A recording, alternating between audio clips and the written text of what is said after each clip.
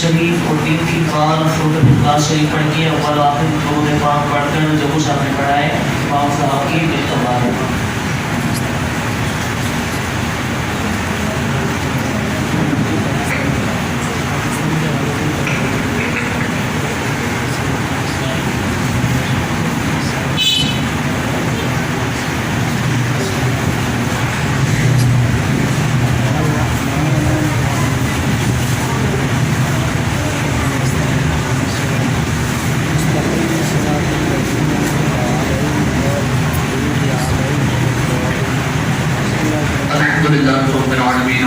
والسلام على سيد الأنبياء والمرسلين. اللهم صل على سيدنا ومولانا محمد معدن الجود والكرم وآله وبارك وسلم يا أرحم الراحمين يا مصطفى رب المصطفى عز وجل صلى الله تعالى عليه وآله وسلم. ہم سب کی بے حساب مغفرت فرما، ہمارے صغائر وغیر گناہوں کو معاف فرما، نیکیوں سے رغبت اور گناہوں سے نفرت نصیب فرما. اللہ عز و جل سورہ اخلاص سورہ فاتحہ پڑھی گئی، درود پاک پڑھا گیا، اس کے پڑھنے سننے میں جو بھی کثرت سے عمل کرتے ہیں کوئی اپنی رحمت کامل کثرت سے معاف فرما، تمام کو اپنی بارگاہ میں شرف قبولیت عطا فرما. آپ صلی اللہ تعالی علیہ وآلہ وسلم کی بارگاہ میں حجتاً تحفتاً نظراتاً عقیدتاً عاجزاً محبتاً پیش کرتے ہیں قبول مقبول حضور صلی اللہ تعالی علیہ وآلہ وسلم کے وسیلہ جمیلہ سے حضرت آدم علیہ السلام سے لے کر اس ساعت تک اور اس ساعت سے لے کر تا قیامت جتنے بھی مؤمنین مؤمنات مسلمین مسلمان اس دنیا فانی سے پوچھ کریں گے ان سب کو اس کے ثواب میں شامل کریں. ہمیں کرنے کے بعد اس کا ثواب ہمارے ناقص قبلوں کے مطابق نہیں بلکہ اپنی شان نشان عطا فرمائے. اس کا ثواب حافظ محمد شکیل قادری نقشبندی رحمۃ اللہ تعالیٰ علیہ کہ رب الشکور نقشبندی رحمۃ اللہ تعالیٰ علیہ کے روح کو اظہار کرتے ہیں قبول مقبول. یا اللہ عز و جل ان کے درجات کو بلند فرما.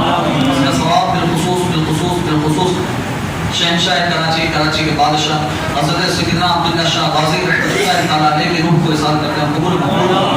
یا اللہ عز و جل ان کے درجات کو بلند فرما، ان کی تربت پر اپنی رحمتوں کا نزول فرما. یا اللہ عز و جل ہمیں ان کی سیرت پر عمل پیرا ہونے کی توفیق عطا فرما. یا اللہ عز و جل انہوں نے اسلام کی خاطر دین کی دعوت دینے کی خاطر مدینہ پاک میں ان کی ولادت ہوئی، لیکن ان کا مدفن بنا کراچی کے اندر. دین کی خاطر انہوں نے ہجرت کی، سفر کیا. یا اللہ عز و جل ہمیں بھی دین کی خاطر قربانی دینے کی توفیق عطا فرما، دین کی خاطر قربانی دینے کی توفیق عطا فرما، ہمیں بھی نیکی کی دعوت دینے والا بنا. حضور صلی اللہ تعالی علیہ وآلہ وسلم کے دفعے اس کا ثواب بالخصوص تحریک آزادی میں جو مسلمان شہید ہوئے ان کی روحوں کو احسان کرتے ہیں. یا اللہ عز و جل ان کے درجات کو بلند فرما.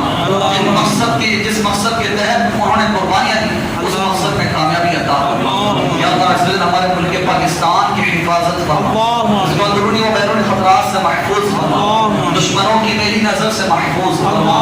یا اللہ عز و جل غیروں کے تصرف سے اسے محفوظ فرما. اس وطن کی خاطر ہمیں اپنا تن من دھن سب کچھ قربان کرنے کی سعادت عطا فرما. اس وطن کے ایک ایک انچ کی ہمیں حفاظت کرنے کی توفیق عطا فرما. جس مقصد کے لیے پاکستان بنا ہے یا اللہ عز و جل اس مقصد میں کامیابی عطا فرما. نظام مصطفیٰ کا لباس اس ملک میں نافذ فرما. یا اللہ عز و جل اسلام کا بول بالا ہو جائے، دشمنان اسلام کا منہ کالا ہو جائے.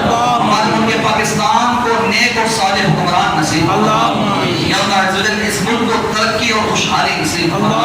اس ملک کی معیشت کو ترقی پذیر بنا دے. یا اللہ عز و جل ملک کو ترقی پذیر بنا دے، خوشحال بنا دے. یا اللہ عز و جل یہاں کے یہاں رہنے والے مسلمانوں کو عاشق رسول بنا دے، یہاں کے رہنے والے مسلمانوں کو سچا پکا عاشق بنا دے، یہاں کے بچے کو پانچوں وقت کا نمازی بنا دے۔ یا اللہ عز و جل ہمیں اس ملک میں رہتے ہوئے اس ملک کی وفاداری کا حق ادا کرنے کی توفیق عطا فرما، مرتے دم تک اس ملک کے لیے وفادار رہنے کی توفیق عطا فرما، کبھی بھی غداری نہ کریں، ہمیشہ اس ملک کے وفادار رہیں اور اسلام کی دعوت دیتے رہیں، نیکی کی دعوت دیتے رہیں۔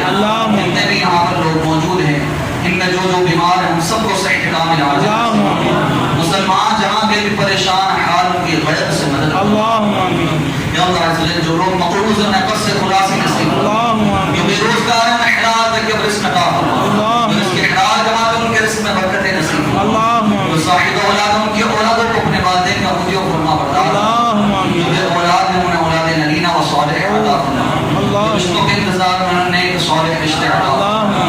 آپ صلی اللہ تعالیٰ علیہ وآلہ وسلم کے طفیل ہم سب کی جائز دعاؤں کو اپنی بارگاہ میں قبول فرما۔